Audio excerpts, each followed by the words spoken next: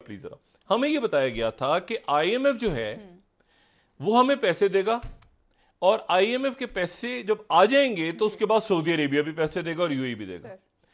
IMF ने अब Saudi Arabia के ऊपर डाला है कि क्या आप पाकिस्तान को 4 बिलियन देंगे, अगर देने हैं आपने तो हम शेयर हम जारी करें, अगर आपने नहीं देने बाद में तो शायद हम रुक जाएं। इस वक्त तो इकदाम करने की जरूरत है। ठीक है, दोस्त ममालिक का ताउन हारून साहब कितना कारगर साबित हो सकता है पाकिस्तान की मैशत के लिए, जिसका जिक्र मिफ्ता इस्माइल साहब ने भी किया? नहीं हो सकता है, लेकिन आप क्यों हर वक्त भीख मांगते हैं? कभी अपने पांव पे भी खड़े होकर दिखाएं। ये समझता हूँ इस किस्म की और भी छोटी छोटी चीजें हैं जो जिसकी तवज्जो नहीं दी जा रही। वो इसीलिए नहीं दी जा रही बिकॉज एक तरफ आईएमएफ जो है वो एक किस्म की डिमांड्स मेक कर रही है, दूसरी तरफ आप जो है यू कांट डिसाइड कि आपने क्या करना है। अभी देखे ना ये पेट्रोल, यानी सऊदी अरब ने ये कहा था कि आईएमएफ से कर लें, हमें ये अब आईएमएफ ने सऊदी अरब से एश्योरेंस, ब्लूमबर्ग ही कह रहा है। मैं इसको समझने से कासिर हूं कि इसका मैं किससे पूछूं, किससे बात करूं, किससे सवाल करूं, किससे मैं ना शौकत तरीन साहब की, ना मैं मिफ्ता इस्माइल साहब की, ना मैं जो है वो कि मुझे समझ से मेरी ये बाला तार है बात कि हम ये क्या है, इसकी कोई वजाहत करेगा, कोई बयान करेगा इस स्टोरी की ब्लूमबर्ग की, कि उन्होंने ये कहा क्या पहले सऊदी अरब से, सऊदी अरब क्या तैयार है पाकिस्तान को अगर हम पैसे दे दें, और सऊदी अरब यानी ये दिन भी आना था। अब मुझे ये बताएं कि यहां पर कोई स्टेट बैंक का गवर्नर नहीं है। क्या काम है जी हर वक्त भीख मांगना, हर वक्त दोस्त मुल्कों से? दोस्त मुल्कों के अपने मसाइल हैं। मोर ओवर ये खारजी ताल्लुकात आज की दुनिया में पहले भी होते थे, कौमी ताल्लुकात मफादात पे होते हैं, लेकिन कुछ ना कुछ पिछली नस्लों में कुछ रोमांटिसिज्म था, कुछ लिहाज मरबत थी, कुछ शाह फैसल जैसे लोग थे जिन्हें कहा जाता कि अमेरिका ने कत्ल करा दिया था। अब वो ये दुनिया वो नहीं रही है। आप वैसे तो आप यूक्रेन की जंग बंद करा दें तो सारी दुनिया के मसाइल आधे तो उसी दिन हल होने शुरू हो जाएंगे। फ्यूल की कीमत गिरना शुरू हो जाएगी, गंदम की कीमत गिरना शुरू हो जाएगी। लेकिन ये सब लोग अपने मफादात के लिए जीते हैं। दुनिया में ये किसी से रायत की तवक्को रखना ये अमकों का शेवा है। तकदीर के काजी का ये फतवा है अजल से, है जुर्म ज़ईफ़ी की सज़ा मर्ग मफाजात। जितने आप कमज़ोर होते जाएंगे उतने लोग आपके सर पर सवार होते चले जाएंगे। आज आपके पास होता कुछ ज़र मुबादला के ज़खायर होते, 20 बिलियन डॉलर भी होते, फ़र्ज़ कीजिए 16-15 भी होते जैसे कि इमरान खान के ज़माने में थे, तो आप 1-2 बिलियन डॉलर अगर बाज़ार में डाल देते तो डॉलर की कीमत कुछ ना कुछ काबू में आ जाती। एमरजेंसी में इस तरह के इक़दाम करना पड़ते हैं। दोस्त मुल्कों से मदद नहीं मांगनी चाहिए इस वक्त, और अगर मांगे तो खामोशी से करनी चाहिए।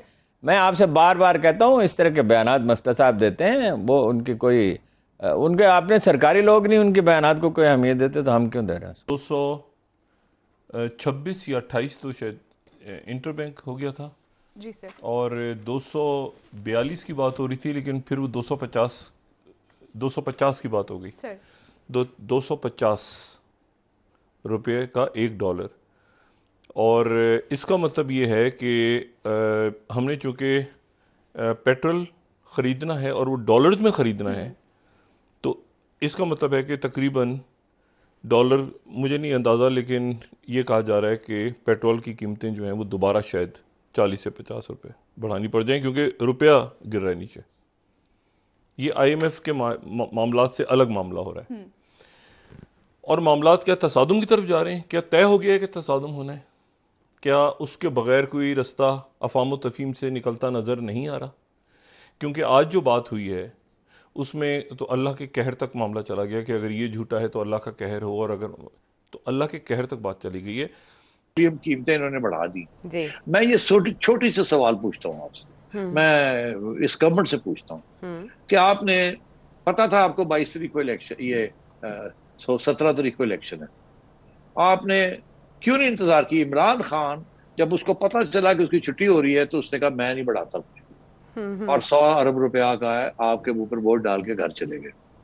तो आपको क्या तकलीफ थी? आप एक 100 अरब रुपया और डज लगवा लेते, आप इलेक्शन से पहले ना ये करते, ताकि ये फिर क्लियर पता होता कि किस वजह से आप हारे हैं या किस वजह से आप जीते, उसके बाद आप कर लेते। तो इतना नहीं आप कन्विंस कर सकते थे आईएमएफ को? क्या आपने वो जो कीमतें बढ़ाई हैं उसके साथ कोई डॉलर स्टेबल हो गया, रुपया? नहीं हुआ। उसका क्या फायदा हुआ मुल्क को या आपकी कॉन्फिडेंस इन योर गवर्नमेंट? जी उसके साथ क्या हुआ? कुछ भी नहीं हुआ। क्या ठीक है अगर वो आप ना करते तो क्या आईएमएफ, अभी तक तो आईएमएफ आई नहीं है, जी तो क्या उसके साथ आईएमएफ ने आगे फौरन अंगूठे लगाने शुरू कर दिए? नहीं। हम्म। तो क्या जल्दी थी? एक महीना और ठहर जाते। जी एक 100 अरब रुपए का नुकसान या 60 अरब रुपए का नुकसान हो जाता, जहां इतने नुकसान हुए, तो आपके सियासी तौर पे तो आपको ये डज ना लगती।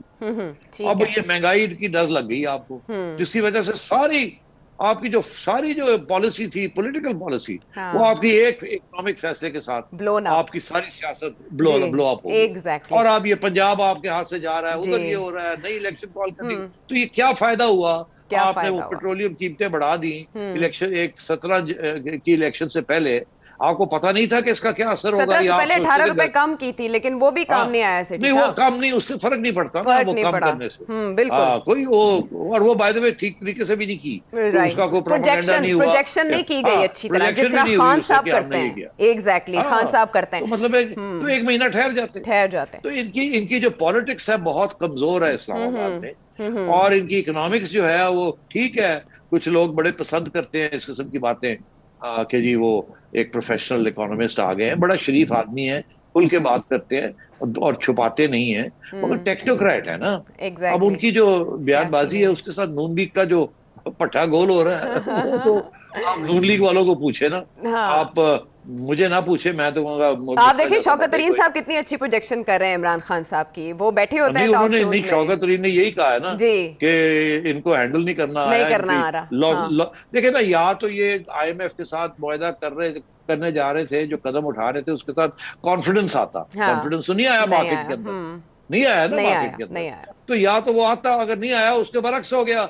उसकी वजह से फिर एक महीने के बाद आपकी डज ठीक लग है गई आपको इलेक्शन के अंदर, जिसके साथ आप सारा उलट गए। ठीक है यहां पे खरीदो फरोख्त जारी है। ऐसे लग रहा है जैसे कोई बहुत, मेरा ख्याल है इंडिया और चाइना की भी ऐसी लड़ाई नहीं है हो रही, उनके दरमियान भी कोई बातचीत होती है किसी लेवल पे, या अमेरिका और चाइना की भी ऐसी लड़ाई नहीं हो रही, या यानी दुश्मन फौजें होती हैं ना,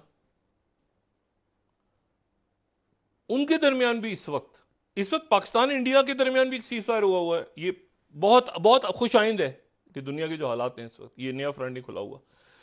मसला ये है कि ये इस वक्त जो है, और इसीलिए मैंने मिसाल दी इंडिया और चाइना की, या वो पहले तो हमारी जंगें हुई हैं, मैं इस वक्त की बात, इस वक्त मैंने सियासत को ऐसे रुख पे जाते नहीं देखा कि बिल्कुल जो है ना वो जैसे फौजें, जैसे दुश्मन, खुदा, कहर, मतलब फतवे, मतलब जैसे होता है ना, बिल्कुल मुल्क का क्या बनेगा क्या नहीं बनेगा, लॉ एंड ऑर्डर जो कोलैप्स होता है ना सिस्टम का।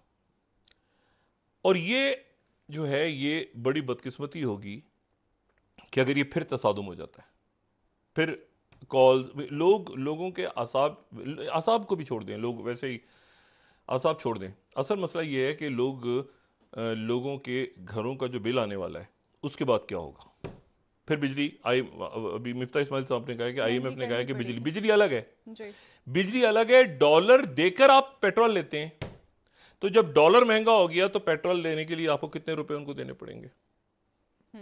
ठीक है ना, तो 50-60 रुपए वो बढ़ता रहेगा, वो चले जाएंगे, इस्तीफा देखा चलिए हम तो जा रहे हैं, और पीछे होता रहेगा। तो ये पूरा, और इतने करोड़ इतने करोड़ इतने करोड़ अरबों और करोड़ों की बातें हो रही हैं। अच्छा, और इसमें अब ये मामलात, मुझे ऐसा लगता है कि अब जैसे हाथ से, मतलब मैंने कल भी बात की थी कि बहुत सारे फैसलों में शायद हम बतौर एक रियासत या पाकिस्तानी के तौर पे सियासी अपनी वाबस्तगियों से हट के हम कुछ बहुत पीछे रह गए हैं बहुत सी जगहों पे। लेकिन आज जब मैंने ये बात सुनी है, और ये मुझे, एक तो रुपया मुझे नहीं समझ में आ रहा, और फिर उसके बाद ये आईएमएफ की, ब्लूमबर्ग की स्टोरी कि पहले सऊदी अरब से बात होगी फिर यहाँ से होगी। अच्छा जी, और उसके बाद रुपया जो गिरता जा रहा है, तो उसके नतीजे में जो तूफान आने वाला है महंगाई, अरबों रुपए का, अरबों पता नहीं कितने हजार अरब का कर्जा चढ़ गया है। ठीक है, 1 रुपया, हम बात पहले ही कह चुके हैं हम कि 1 रुपया होता है तो इतने हजार अरब का कर्जा, तो ये तो अब फ्री फॉल है, इसका कोई जो है वो मामला हल नहीं होने जा रहा।